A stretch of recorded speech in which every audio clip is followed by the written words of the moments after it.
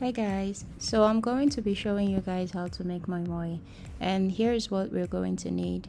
We'll need some beans flour, some tomatoes, crayfish, pepper, onions, red oil, salt, and some meat, but this is very optional.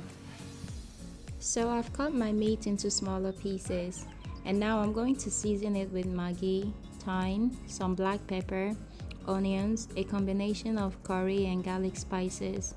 I'm gonna give it a good mix and transfer it into a pot. Add some water, stir it, and cover it to cook. As our meat is boiling, we're going to scoop in the desired amount of bean flour into a bowl and then set it aside.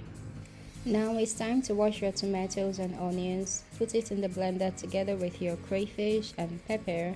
Add some water to it and then blend them together. We're gonna pour this blended mix into our bowl of beans flour and mix thoroughly, and then put in a little bit of red oil and again mix evenly. And now we're gonna fetch our meat and meat stock. Add it to the whole mixture with some salt and then stir. The consistency should be somewhat in between, not too thick and not too thin either. I would be using a rubber bag for this step, but you could also use a small size plate. So all we're gonna do is to separate the stock into small portions in different rubber bags and then tie it up. Now put some water into a pot that would accommodate all of your moi moi ties, and then set it on the burner to cook for about 15 to 20 minutes. Know whether your moi moi wraps are good to be set down. Use the blunt tip of your spoon to poke the wraps.